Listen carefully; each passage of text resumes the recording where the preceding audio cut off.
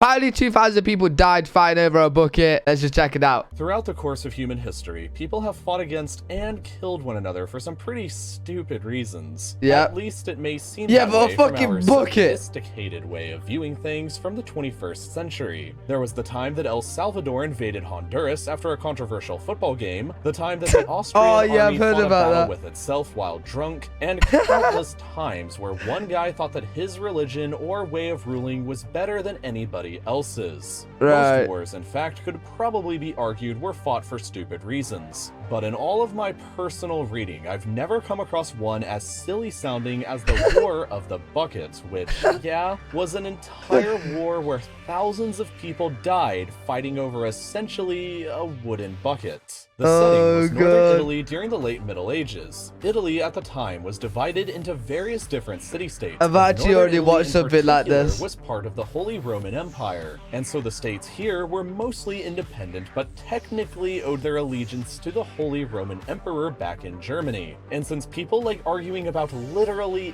anything, a conflict arose in the northern Italian states between who had more authority, the Holy Roman Emperor or the Pope. In 1176, the Holy Roman Emperor invaded Italy and was defeated by a bunch of city-states brought together by the Pope. When does the bucket come into play? Different states shifted around their allegiances, but by the 14th century, Modena was all aboard Team Holy Roman Emperor, and Bologna was on Team Pope. In 1296, Bologna invaded and took a couple territories from Modena, which let me guess, there's a fucking nice golden bucket in the middle of this. Their buddy in the papacy confirmed to be legitimate. Meanwhile, the guy ruling Modena got pretty pissed about that and said enough with the Pope and what he thinks. I'm gonna show those Bolognese who's boss. His name was the very easily pronounceable Passerino Bonocolsi, and he didn't seem to be very popular at home. And do you know what the best strategy to win support from your own people is when you're not very popular? You start a war and you hope you win it. So Bonocolsi confronted Bologna over the stolen territories, and what would you know? The Pope declared him a rebel against the church and offered a bounty for anybody that could, quote, harm him or any of his possessions. By 1325, border skirmishes between the two rival city-states were getting more intense. In July of that year, the Bolognese launched a raid into Modena and burned down a bunch of their farms. The next month in August, a bunch of pissed-off Bolognese peasants apparently spent 2 weeks rampaging across other parts of Modena and burned down even more farms. Then in September, some other pissed-off Bolognese soldiers decided to just give up the castle they were defending to the Modenese because of reasons that oh, look at the fucking castle. I would as well.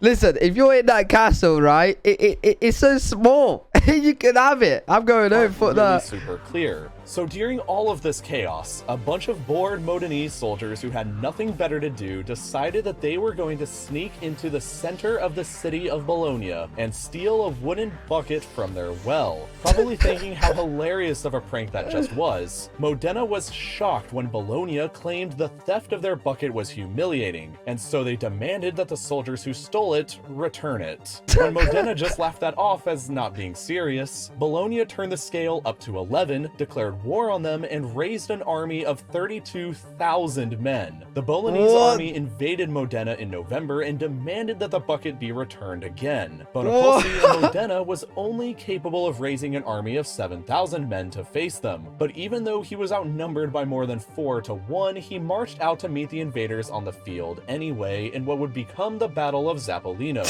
The details of what exactly went down here are hazy, but somehow the Modenese won after a few hours of hand-to-hand combat that saw around 2,000 people losing their lives over a bucket. That's about as many casualties in one day of fighting over a bucket as the total number of American casualties during the entire war in Afghanistan. After winning the battle, the Modenese routed the Bolognese all the way back to their city walls, where they laughed at them and hosted a series of athletic games just outside to make it worse. The Modenese then proudly put the bucket they stole up for display as a trophy. And if you visit Modena right now, they still have the exact same bucket that you can actually see nearly 700 years later, still up for display. All this time later, and Bologna... Listen, it's a fucking bucket. Why didn't they just make a new bucket? I don't get it. Why was this bucket so, like... They said it because it was embarrassing, but oh my god. Hasn't ever gotten it back. They may have been waiting 7 centuries to get some of their city pride back, but you don't even have to wait 5 more minutes to get started with building. That was a really funny video, to be fair. Enjoyed that one. Hopefully you guys enjoyed it too. If you guys got any videos you want me to react to, let them down in the comment section below. If you enjoyed it, make sure you leave a thumbs up, subscribe, and I'll see you all in the next video.